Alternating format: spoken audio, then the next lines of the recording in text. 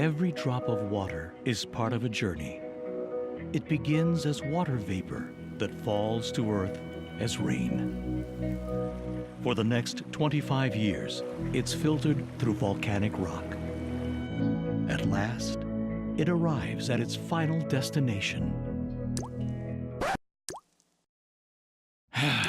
Really? Can somebody come fix this? When it comes to water, don't waste a drop.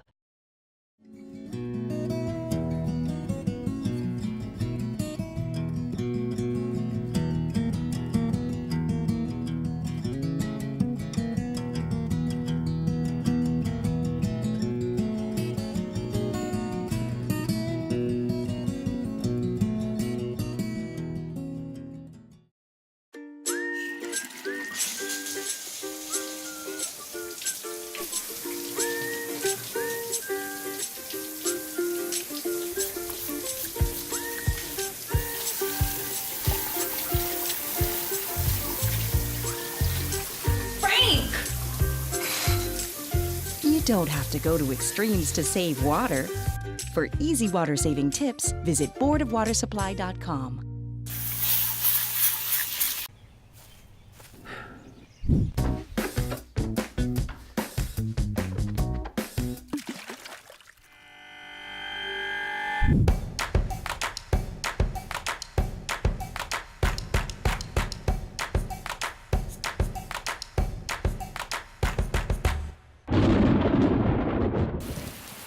You don't have to go to extremes to save water. For easy water-saving tips, visit boardofwatersupply.com.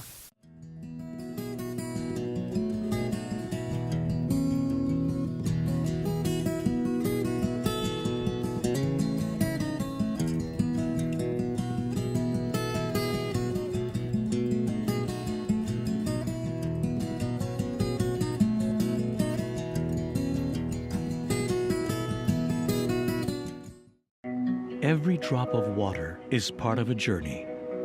It begins as water vapor that falls to earth as rain. For the next 25 years, it's filtered through volcanic rock. At last, it arrives at its final destination. Really? Can somebody come fix this? When it comes to water, don't waste a drop.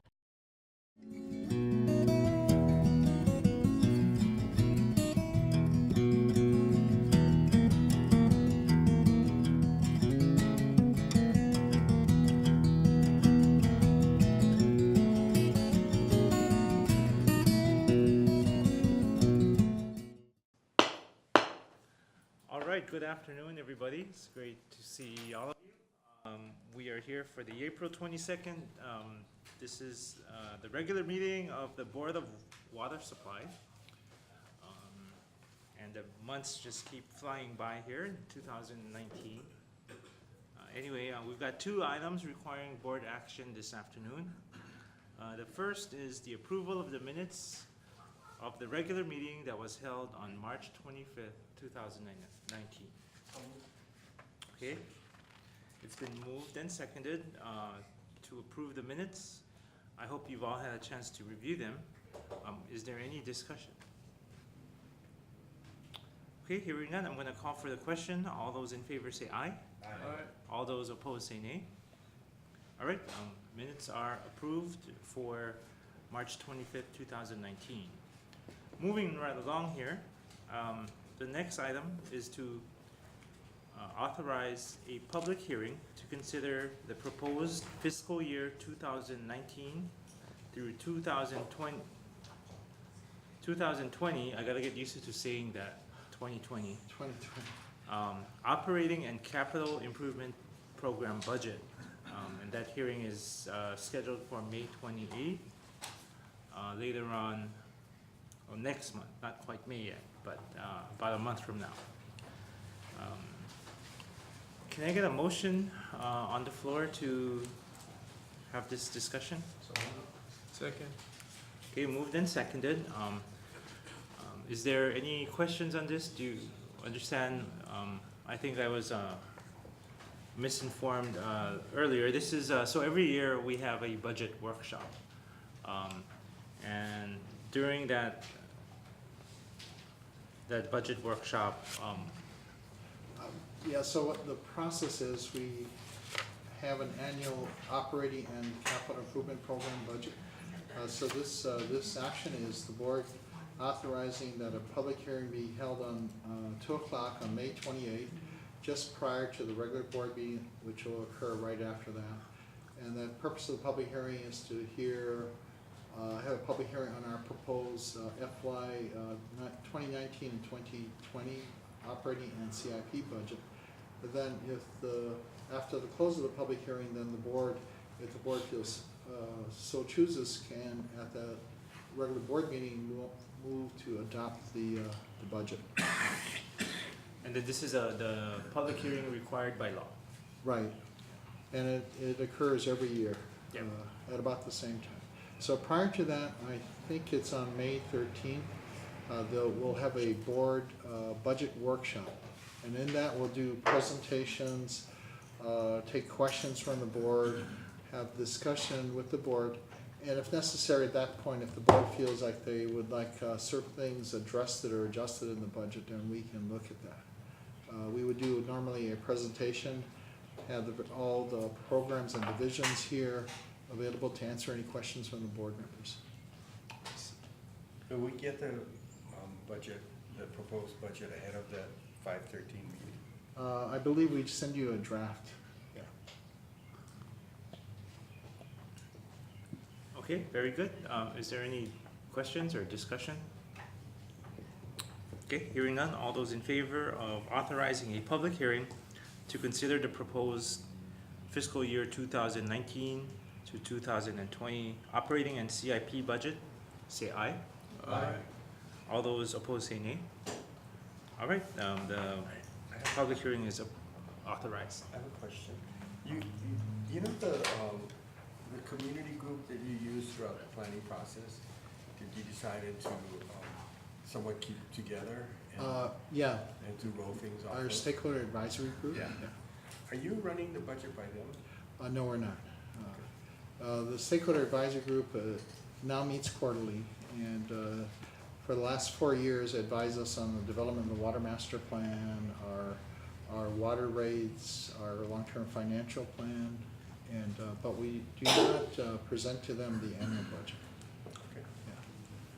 In fact, I know it's a little bit off topic, but since we're on the SAG, Stakeholder Advisory Group, they have a meeting coming up and it's This week, Thursday. It is open to the public. I believe it starts at 4:30. Oh, sorry. I stand corrected by Dave Eversole from our consultant CDM Smith. It starts at 4 p.m. It'll be one of the Hawaii suites at the Blaisdell Center. And I think parking is free. We are going to have a discussion. There are some experts on climate change that are from the University of Hawaii, and Josh Stambro from the Office of Resiliency and Climate and Sustainability or something. It's a mouthful. CCSR. Thank you, Board Member Sasamura. But it'll be a good presentation of, and Barry will be talking about our Water Research Foundation report on climate adaptation, or the impact of climate change on the border water system. all right, very good. That's this Thursday at 4:00 p.m. at the Blaisdell. Right. Okay, moving on to our items for information. First item we have here is an update on the implementation of the new water rates. Chair recognizes Deputy Manager Ellen Hitamura. Good afternoon, Chair and Diane, board members. We are trying something different. We have a new setup here, and I'm the guinea pig, so hopefully I'll be okay with this. So I am giving an update on the implementation of our new water rates. And it's going to be particularly focused on our transition bill. So back in August of 2018, the board approved a new water rate schedule, which went into effect September 15th, I believe.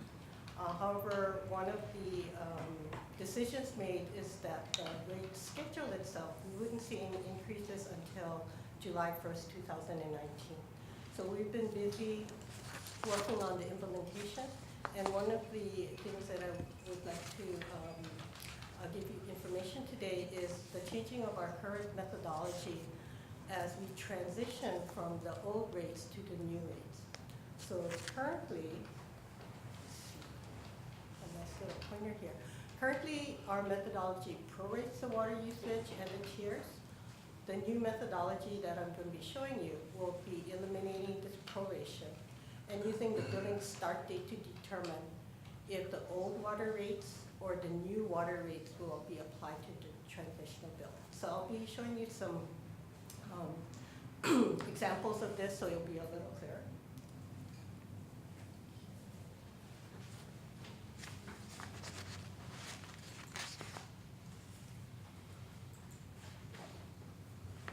Oh, okay. Sorry. So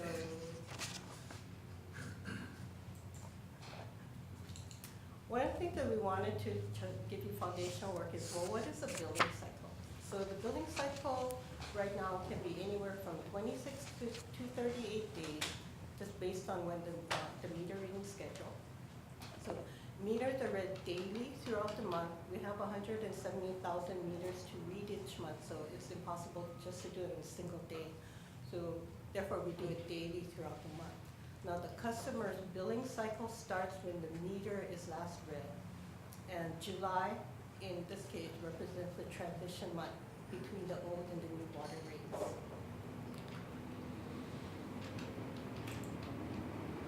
Okay, so just as a little background, this is what the single-family residential water rate schedule looks like that was adopted back in April of last year. So you will see here the tiers. This is what the existing old water rate schedule is. And this is what the new water rate schedule is. So in July 2018, everything stayed the same. However, we will be transitioning to the new 4-tier structure come July 1st, 2019. And then this is the effective dates of future water rate changes. This is just information as far as like comparing the single-family residential bill. So the current bill for what we have developed the essential needs tier. So this is the lower water user that uses 2,000 gallons or less per month. Their current bill is $18.10. Come July, they'll be charged a little bit less, and then this is what we anticipate the bill that they would see using 2,000. The median water user, the 6,000, so this is half above, half below. Right now, they see a bill of $35.78. Come July, in the last year of our water rate, it'll be $42.01. Our average water user, single family, is 9,000 gallons per month. Right now, they see a bill of $49.04. Come July 2022, $59.56. And then also for our higher water users, we have it at 35, but actually the tier starts at 30,000. Right now, the 35K gallon per month user, $197.03, and then it'll increase to $228.66. So this gives you an idea of what the anticipated change in the bill with the single-family residential would see. Okay, so this is our current methodology, which we call proration. So the meter, in this case, the example is the meter reading start date is in June and ends in July. So in this event, in this case, the water usage and tiers are prorated. So the average daily usage in June charged at the old rate and the old water rate and tier structure, the average daily usage in July charged at the new rate, water rate and tier structure. So in this example here, there's 22 days in June that will be charged at the old rate and 9 days in July. that will be charged at the new rates in the new tier. And the subsequent month, everything will be charged at the new rate. So this is what we mean by proration, is we take the, in a way, percentage of the days of the bill that's in this transition bill, and then we apply that percentage across the whole bill based on how many days are in June and how many days are in July. Any questions on this? Okay. So the new methodology we're using is no proration. So the water usage in tiers are not prorated. You can see it's a little clearer to explain. If your meter reading start date is in June, the entire water bill is charged at the old rate. If it starts in July, the entire water bill is charged at the new rate.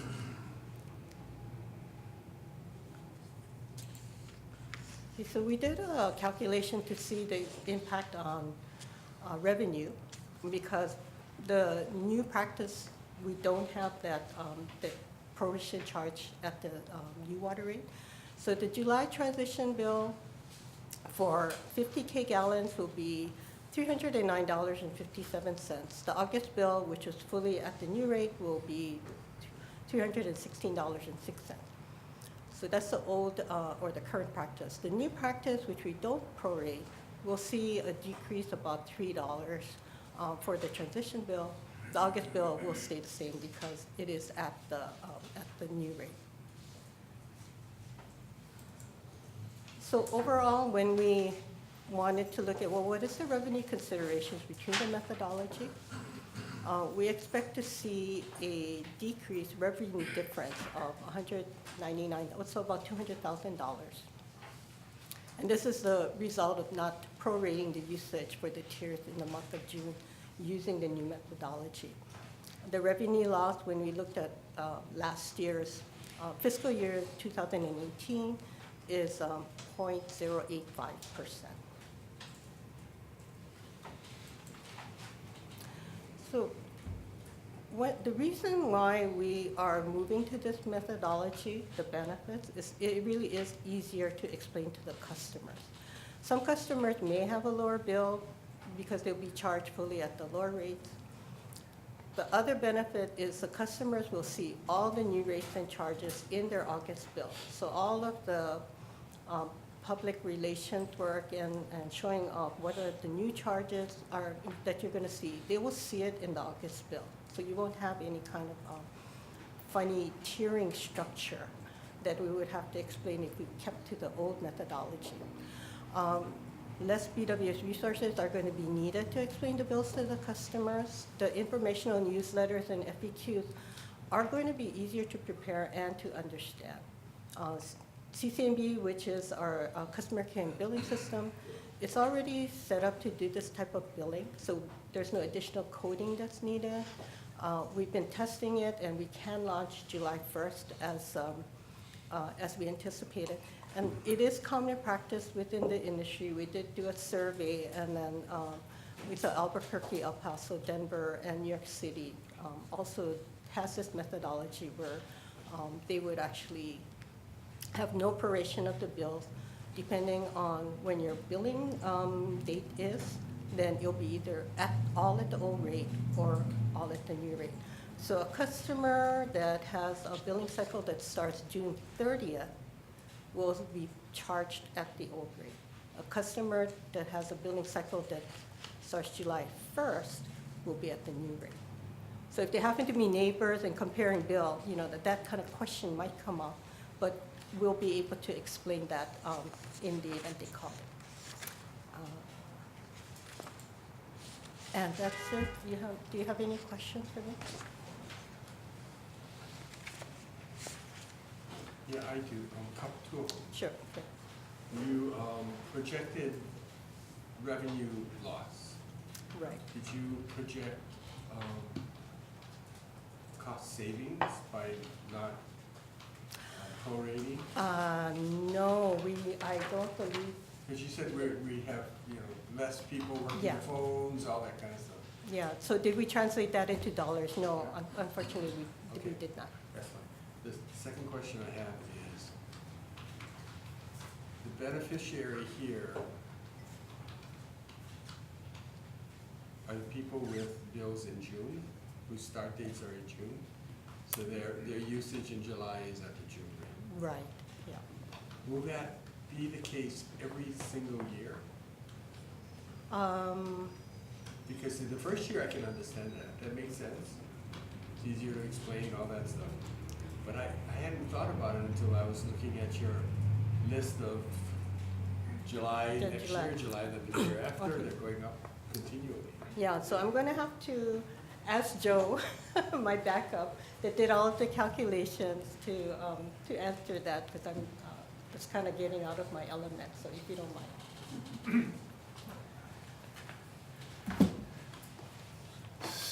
So it kind of has the effect of delaying the implementation of the bills 2 weeks or half a month each year. So yes, it will repeat itself each year, but it's not a cumulative effect. It's just moving kind of the effective start date back by 2 weeks.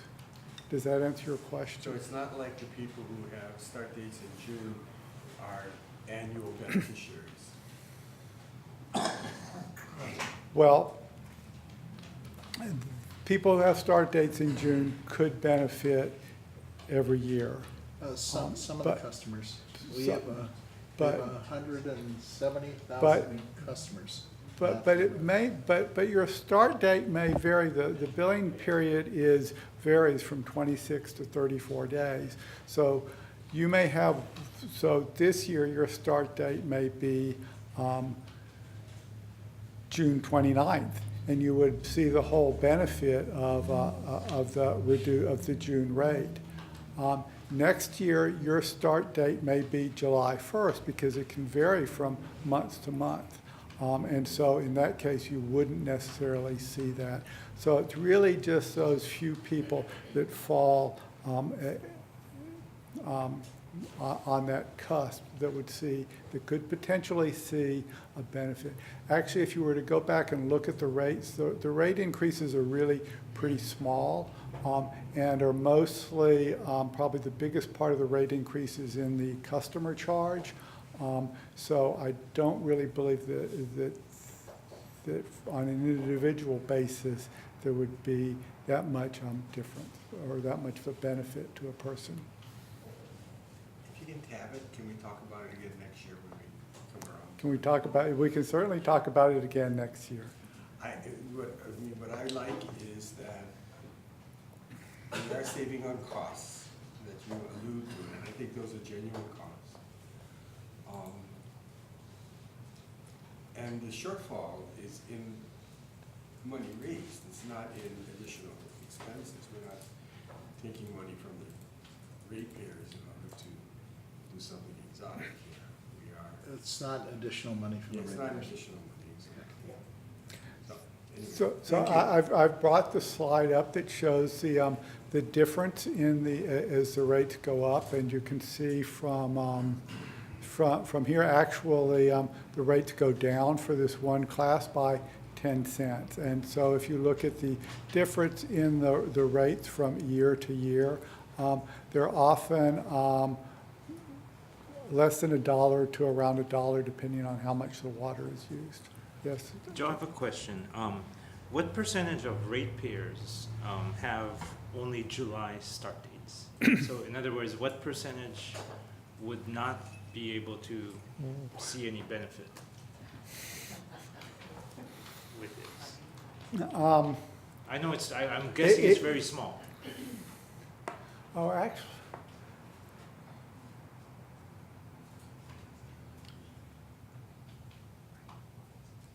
well,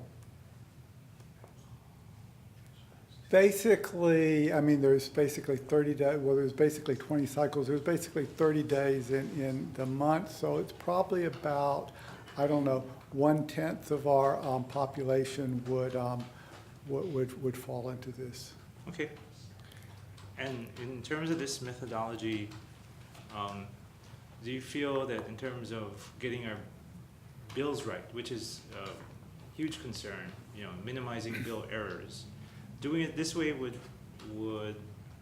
be conducive to not having any bill errors, or would it not have any effect? I've been reassured by our IT department that they will calculate our bills correctly, no matter which method we choose.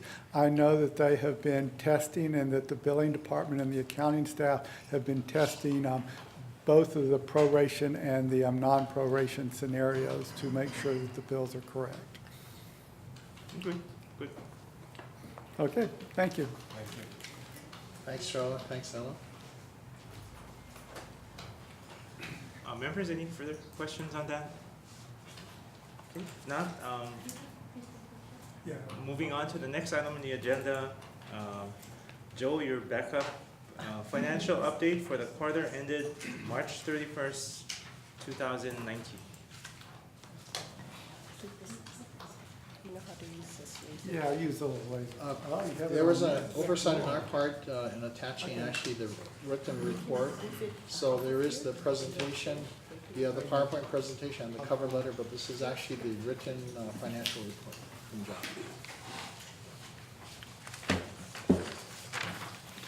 Good.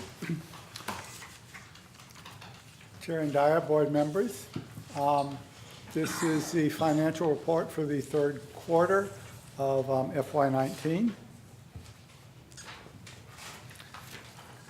Our annual revenues were $176 million for the first three quarters.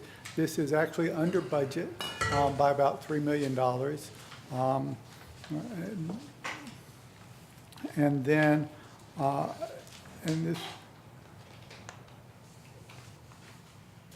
this is mostly attributable to a decrease in consumption in the third quarter.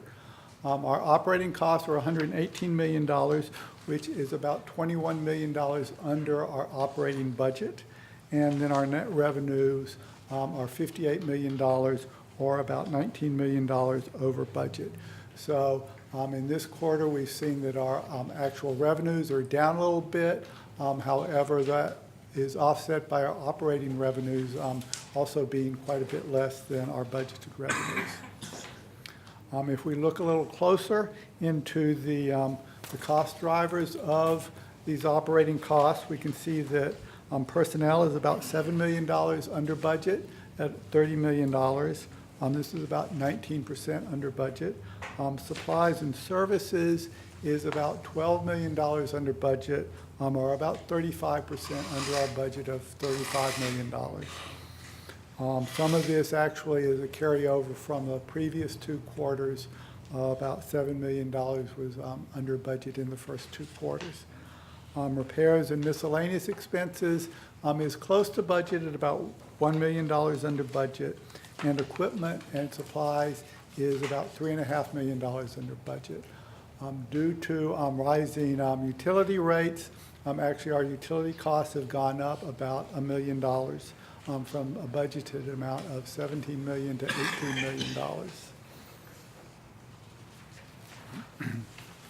million. This graph kind of breaks down our operating expenditures as a percentage. You can see that fixed costs continue to be our largest expense of about 34%, or almost $40 million of our costs.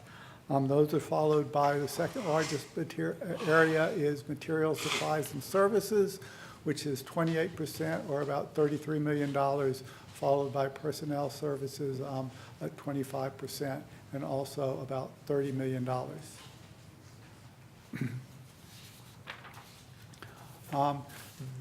This graph illustrates our the different categories as compared to budget. Again, you can see that the personnel costs are under budget, mostly due to vacancies in our hiring practices. Again, supply, services, and materials is quite a bit under budget, mostly due to some delays in getting some of our contracts out and awarded. Supplies and equipment is under budget, and fixed cost is actually over budget, and that is mostly attributable to payments for ERS and OPEB on some of our retirement costs that took place in the first two quarters. This graph illustrates our monthly and year-to-date operating expenditures. You can see that our year-to-date, our operating expenditures are about 15% below budget. Actually, for the most part, our operating expenditures are pretty consistent between $12 and $15 million a year. However, they have budgeted some of our activities to have picked up in the latter half of the year. And so you can see that our actual awarding of those contracts has not fulfilled our budget. Finally, this is an our budgeted and year-to-date revenues. Our revenues, again, are just under 1% of our budget. And you can see that there's some variation in our actual versus budgeted revenues. And again, in the last couple months of the quarter, you can see that our actual revenues have been less than budget. That concludes my presentation. Are there any questions or comments? Members? I have one. Yes. And I apologize if I've asked this in the past. Nope. What are some of the causes that delays awarding contracts? What are some of the examples that might lead to a delay in getting the contracts out? Well, It's, there are a lot of causes. It's our budgets. We try to get our budgets as close as possible, but obviously they're done quite a bit ahead of when we actually award things. In this case, they come from various cycles. Some of them are kind of large. One example is we have our recycled water at Honolulu. They bill us on a monthly basis, and it's $300,000 to $400,000 a month. Actually, they're about 4 months behind in submitting invoices, and so we've budgeted them in that case about $1.5 million, and we've just been getting some of those invoices, I think, last week for December. So some of it is, and those invoices add up pretty quickly to substantial amounts. I know that the IT department actually had anticipated issuing some contracts to get some different programming work done for about $2 million. And I know that by bringing that work in-house, they were then able to avoid issuing those contracts and being able to save the board that amount of money. I know that some other contracts, a security contract out of the ESO has been delayed from, I think, the second quarter to the fourth quarter. and some of that is just the time it takes to put the solicitation together before it can go out. And then we have other contract. Timing is always a big issue.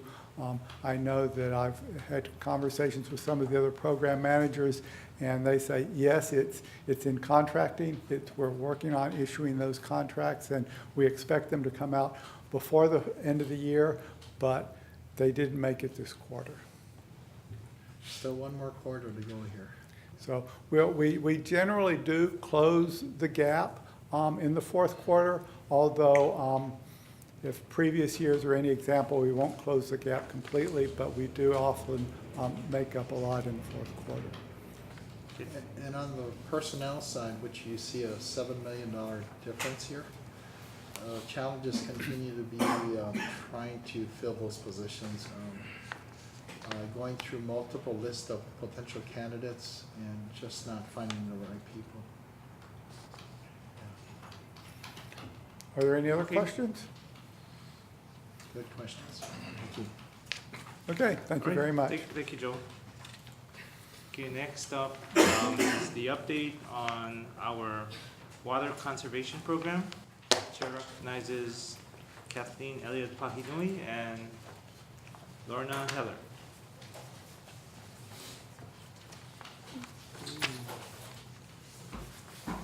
There you go.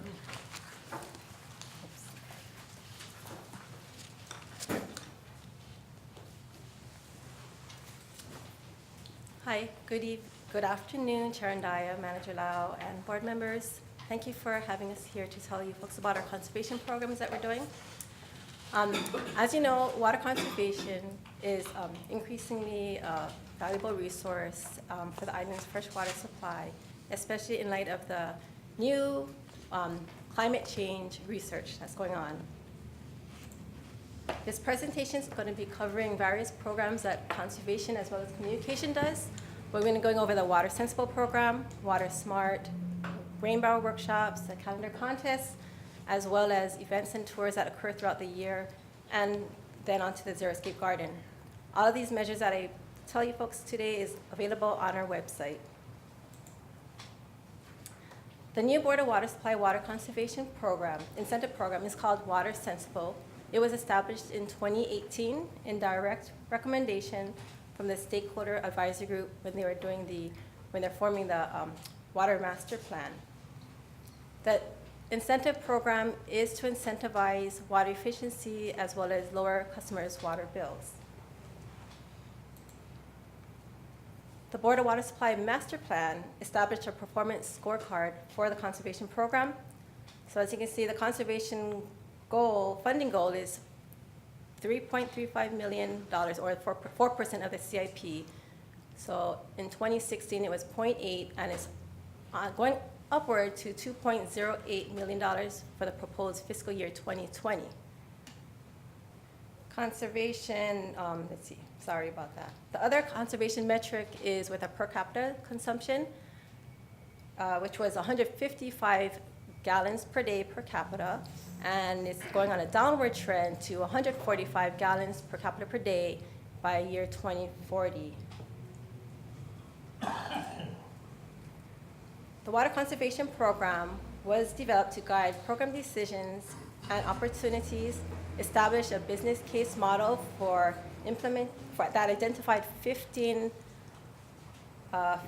conservation measures for the implementation associated with water and cost savings, and for organizational staffing needs. The current measures we have are listed here, as you can see. So we have the clothes washer. It's a $75 rebate, and it's for customers who purchase an Energy Star clothes washer. Energy Star does save water, and it's more water efficient. We also have the $40 rain barrel rebate.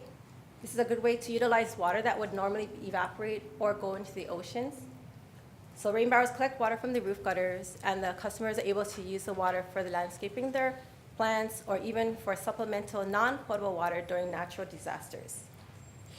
The most recent rebate is a weather-based irrigation controller. Customers can apply up to 50% or up to not to exceed $100 on an EPA WaterSense weather-based irrigation controllers. These can save up to 7,600 gallons of water per year. The last one here listed is a free food service incentive. So what we're doing here is we're targeting the restaurants, and what we're going to be doing is giving restaurants this pre-rinse spray nozzle as well as aerators. Thank you. So reducing hot water in the restaurants, again, will be saving energy.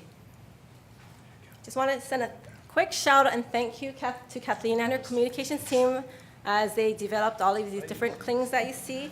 So when you go to big box stores, you'll see these different clings on them. So thank you to the staff.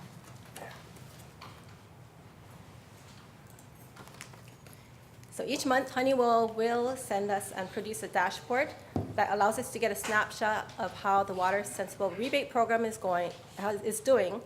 As you can see, let's see this one. The clothes washers has been a popular rebate program with over 1,600 rebates processed since March. The rain barrels rebated 28 since inception, and it's on the lower end because it's difficult for the big box stores to carry this product on their floors. So because of that, we've ramped up our messaging, and we're making these rebates available for online purchases as well.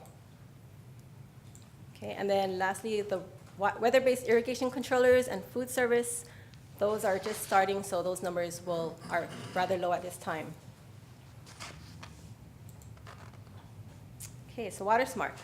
Water Smart is an online program that allows customers to see how they're doing with their water use, and to compare it over the previous years. It also gives recommendations on how they can reduce water in their home, and also to see where they can apply for rebates that we have, as well as checking for leaks on their property. Additionally, this program will allow the customers to compares their water use to the average neighbor of somebody of similar size. And we've kind of seen that the gentle peer pressure has allowed customers to reduce their water use to maybe about 5%. This information is available online and by mobile apps, not mobile apps, but mobile, and it's making it a convenient way to allow customers to check their water use. And then here's a website on the bottom, www.honoluluwatersmart.com. Okay.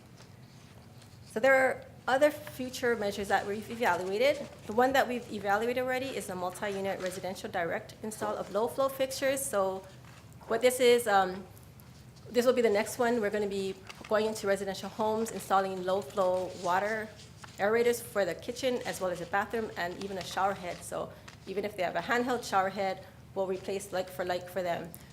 Initially, we're going to be starting with the low-income housing and then expand to others.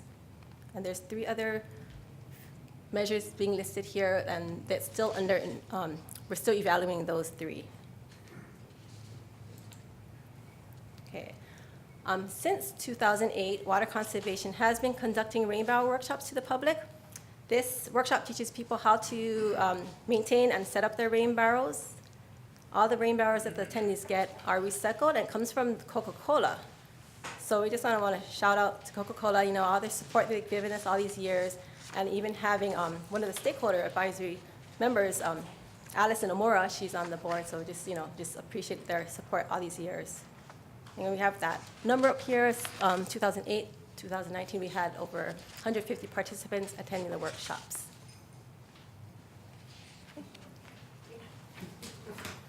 Thank you, Lorna. By the way, I'll take a few of these. Oh, great. Send Catherine your way.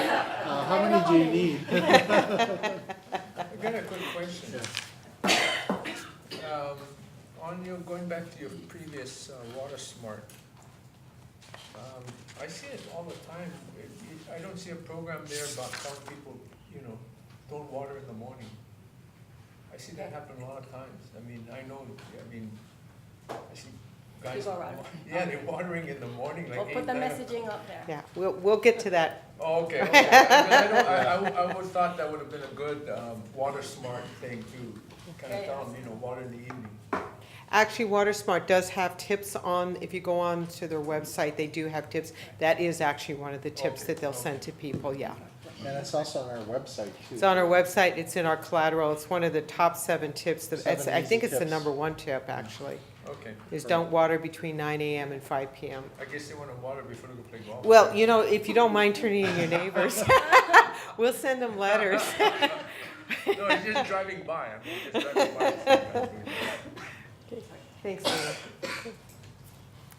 So as Lorna pointed out, communications works very closely with Conservation Department in developing initiatives, and we are part of Lorna's team with Honeywell working on all of these various and sundry things. As she mentioned, my team actually, along with hers, does the rain barrel workshops out at the Xeriscape Garden. And this is only for the last about year, from 2018-19, 158. It is one of our most popular workshops. We cannot keep it in, the minute it opens, it closes like within 24 hours. And I also want to give a big shout out to Ross and his team. We work very closely with the Stormwater Division at DFM, and we do a lot of events together. We'll be doing the hotel and restaurant show at the end of May. They help us with our rain barrel. We're working with them on a video for a rain barrel. So we do a lot of stuff in conjunction with other city departments and other agencies. So for conservation, there's 2 full programs. One is the programs that we actually go out that will help consumers actually reduce their water consumption, and that falls under Lorna's purview. For our communications department, we talk about public outreach and education and what can we do to transform people's behaviors so they use less water. So this is probably the granddaddy, is the annual calendar contest, and we also added a poem contest in about 2009.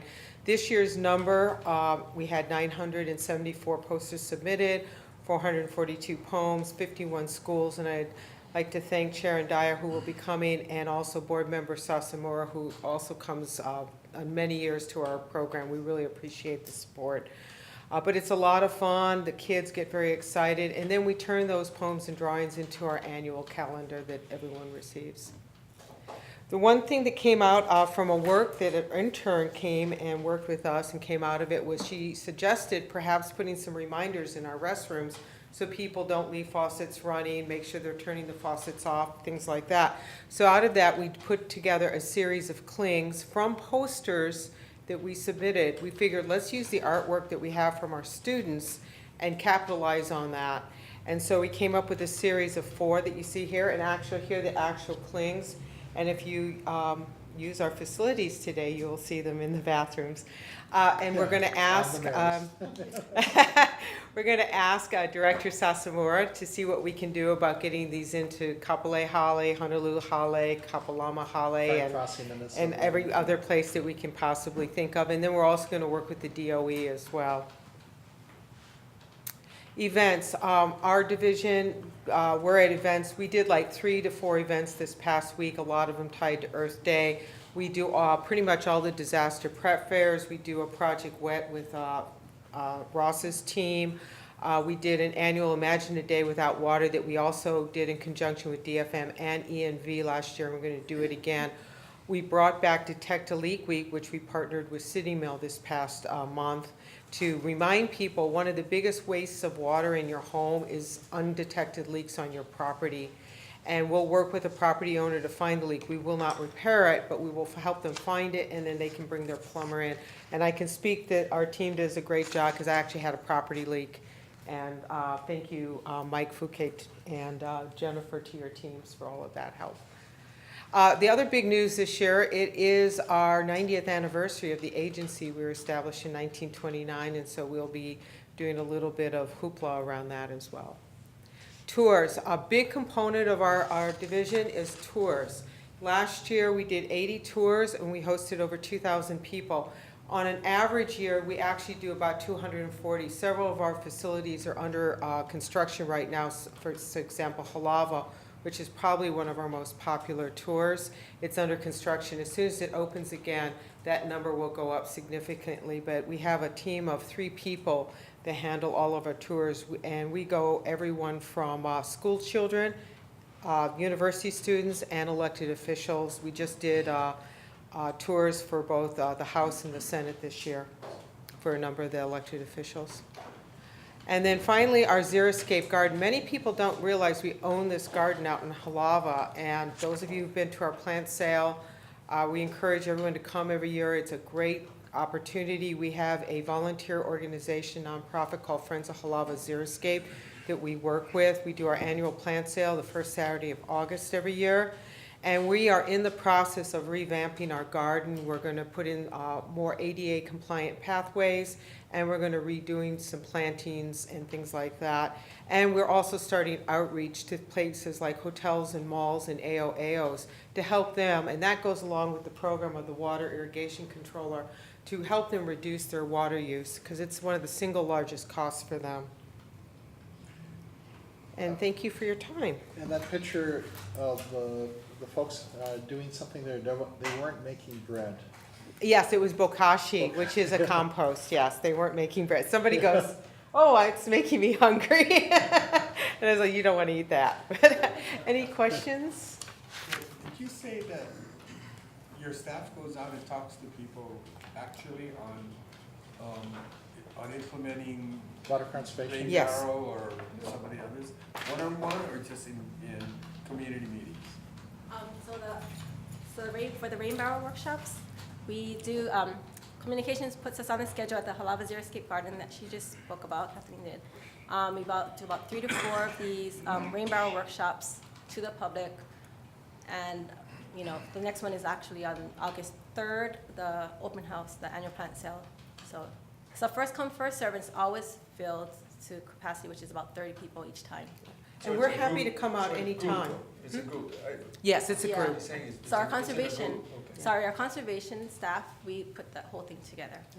But sometimes we'll send out multiple staff to present to any groups that would like us to talk about water Correct. conservation. Yeah, Or we'll just send out even one person to go talk about water conservation. Okay, good. Yeah, Thanks. we're always available for bookings. Just let So us board know. members, if you have any groups that you think might be very interested in this information, just let us know. And we also do a good partnership with DFM on stormwater management. Thank you. Thank you. Well, thank you very much, Lorna and Kathleen. I think what you guys are doing is very important. The more we can have that message heard by as many people and organizations as possible, and the more consistent our messaging can be, I think we will naturally attract those who believe in what we stand for. Thank you. I have a quick question, just as a question. You know, on the, in line with that, the rain barrel thing, is there any push to kind of use that as like for the toilets and, you know, for non-portable use in the house?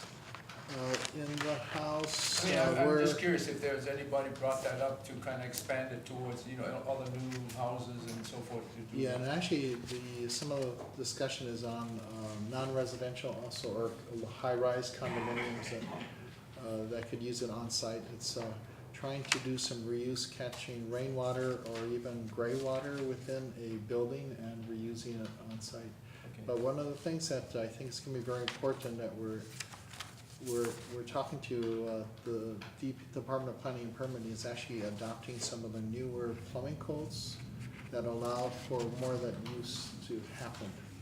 Instead of just voluntary, actually it's gonna start to require it. Okay, well, I'm just curious if there was any discussion along those lines. Yeah, we are looking very intently, and Department of Health recently has reached out to us to expose us to ideas about on-site reuse of water, captured rainwater, or even wastewater, water from the air conditioning condensates, capturing the condensate in the buildings. Okay, I'm just curious on that. Thank you. Thank you. I actually, I think on that respect, with all the development going on here, and the development that'll entail with transit-oriented development, it's actually kind of a good time to get some updates to the plumbing code, get some education out there, so it could be more widely done in our community. But I believe present code doesn't allow it to happen. Yeah, no, I know that. We're a little bit behind on Yeah, our plumbing I know codes. that. I'm just curious if there was any talk along the lines of kind of starting to. Yeah, okay. It is, some of it is, we are putting, when people inquire, especially developments about availability of water, in our comments, we are pointing them toward water conservation, efficiency, trying to encourage them on a voluntary basis to take a look at some of these actions. All right, thank you. Just curious. Thank you. All right, moving right along. Next item is the status update of groundwater levels at all index stations. Chair recognizes Mr. Barry Usagawa. Thank you, Mr. Chair and members. So there were no aquifer index wells in low groundwater status for March. And the monthly production average was 132 million gallons. It's just under our 5-year monthly average. And then I have to say that since 1990, when we started the water conservation program, in 1990, we averaged over the year 157 million gallons of production. And because of the conservation efforts, you're averaging closer to 140, 145 now. So, and that's despite about a 1% increase in population over that 30 years. So there's a lot of water saved from the conservation program. As far as rainfall, March was low, 23%. And the 5-month moving average is 79%. So we're getting into some drier times. In fact, the drought monitor shows abnormally dry conditions for Oahu, moderate drought conditions in leeward. And then the National Weather Service is forecasting another month of below normal rainfall. And the water levels are still high, but they're decreasing due to the weather and additional demand. So we'll continue to monitor those water levels monthly. And that's my report. All right, members, any Yeah, questions? just a quick question. You know, if you believe the forecast for the coming months, everybody seems to be talking like it's gonna get hotter. Yes. What do you folks, what do you see in your crystal ball? Good question. Weather forecasts are fairly short term. Climate change is a longer term over decades. Yeah. So over decades, they expect, with the additional greenhouse gases concentrations in the atmosphere, that warming will continue to occur. It's been trending upward. In fact, the trends have been increasing over the last decade. And so they'll continue unless greenhouse gases are held in check. Warming will continue. That means as it gets hotter, people will use more water for irrigation. And it will affect rainfall. It'll be more variable. And so they expect more severe droughts and more severe flooding in the future. Okay, I guess the underlying question is, you got your finger on the pulse, is what I'm We're trying to- watching this. We monitor the That's researchers okay. and monitor the data, yeah. We're Yeah, that's watching it, Yeah. yeah, that was the underlying question, you have the finger on the pulse on Yeah. anticipating. Yeah, Okay. in fact, on Thursday, one of the top atmospheric scientists, Tom Jambaluka, will be presenting at our Stakeholder Advisory Group, so, Very good. yeah. Good. Thank you. Thank you, Barry. All right, thank you, Barry. Next up, water main repair report for March 2019. Chair recognizes. I have Mike Fuki over here. It's Len Ayat. Yeah. Afternoon, board members. For the month of March, we had 32 water main break repairs. One significant, just based on size, occurred in Honolulu in Haleaha Road. Because of the size, it's significant, but the amount of people it affected was minimal. However, we did ask the Windward community for water conservation during that period while the pipeline was being repaired. And the folks on the Windward side was very cooperative, including the Kaneohe Marine Corps Naval Air Station too. And we were able to survey 11 miles of pipe with our leak detection team. That's all I have to report. Any questions? Members? Yeah, hang on a second. Do we keep data on how long it takes us to repair leaks? Yes, we do. I realize it depends on the size, obviously, of the line, yeah. Yes. But the next time you guys come by, can you come up to present this information? Can you let us know what the averages are? Okay. Yes. We can compile that data. Yeah. Thank you. Thank you for the report. Thanks, Len. All right, final item is agenda topics for future board meetings. Members, I think this is our time for discussion on future board meetings.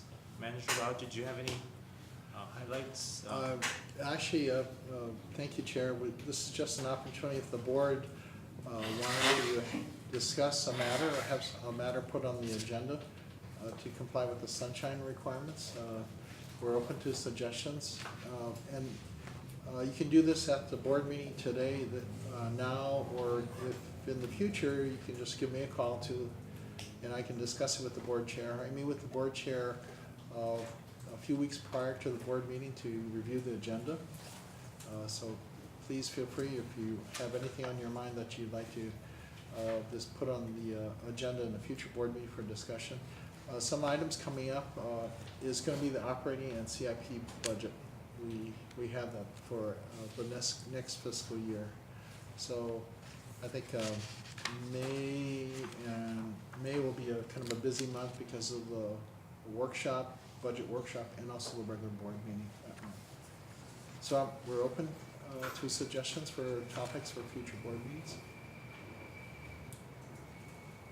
I would love a report on what we're doing on watershed management. I know you guys do a lot of work there, but if you can just bring us up to date on that. I'm curious as to where Stairway to Heaven is. It's an obligation that hangs over our heads. It's, you mean haiku stairs? Haiku stairs. Yeah, be glad to give you an update on that. I think those are two big things at the top of my. Okay, haiku stairs, anything else on your minds, members? And watersheds, our efforts in helping Watersheds, okay. improve the management of our watersheds. Do we have any projects in any watersheds? Good question.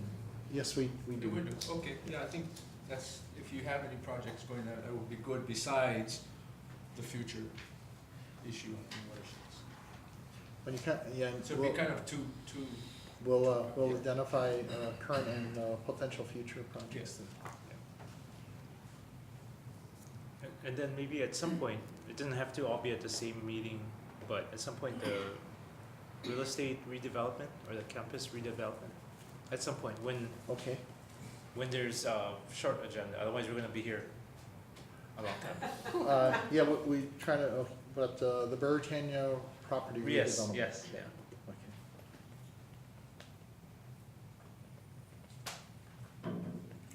All right, anything else, members? No, it's good. Manager Lau, anything else? No, thank you for the suggestions for topics for future board meetings. Okay, I think that brings us to our regular agenda. May I have a motion to? So moved. All right. Moved and seconded. All those in favor say aye. Aye. All those opposed say nay. All right, let's prepare for our executive session. Thank you much. Thank you, everyone. Great to see all of you. Thank you, everybody.